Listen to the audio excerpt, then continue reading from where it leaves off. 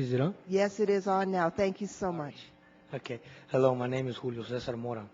I am 19 years old and I am from Avondale, Arizona. I have three brothers, one sister, and we were all born in the United States. My mother passed away when I was still little, so I have mostly been raised by my dad. My dad is 66 years old, and he still works so that he can support all of us. He is a lawful permanent resident. In February, I was driving with my dad to work when we were stopped by the police. We left Avondale around 5 a.m. to go to my dad's work, HMI Contracting, a landscaping business in Phoenix. On the way, we passed two black police SUVs parked under a bulletin board. Then about 15 seconds later, one of the SUVs caught up and stopped right in front of us. My dad had to slam on the brakes, avoid hitting the SUV that was in front of us because it was so aggressive.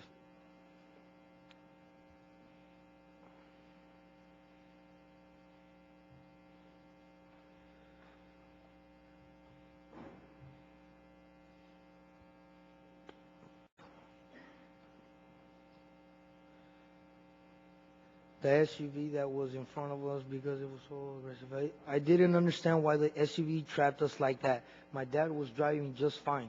One of the officers came up to the window and asked us where were we going. We told him my dad was just going to work. The police made us get out of the car.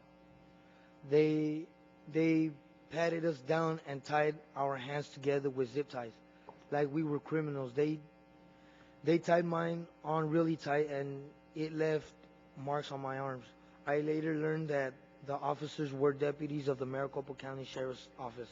The deputies brought us to HMI where there were about 80 people lined up and a lot of other police officers guarding them, telling them to turn off their cell phones. The officers were carrying guns and some were wearing face masks. My dad asked if he could use the bathroom. The officer said no. My father asked 5 times to use the bathroom. His stomach was really hurting.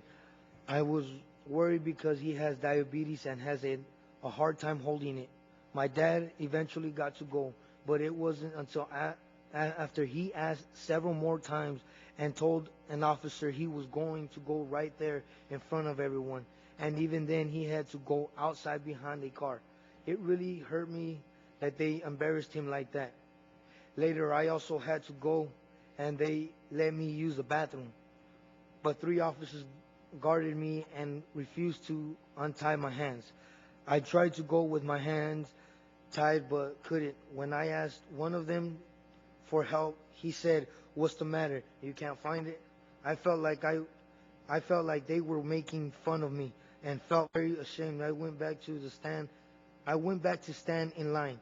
When I got to the front of the line, I told officers that I am a U.S. citizen and was born here. I gave my social security number.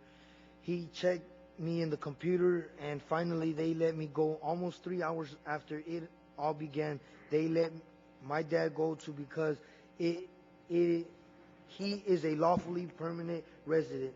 To this day, I don't know why the officers stopped us out of all the cars on the road. I don't think it's fair the way we were treated. The police are supposed to keep us safe, but they are arresting us instead of the real criminals.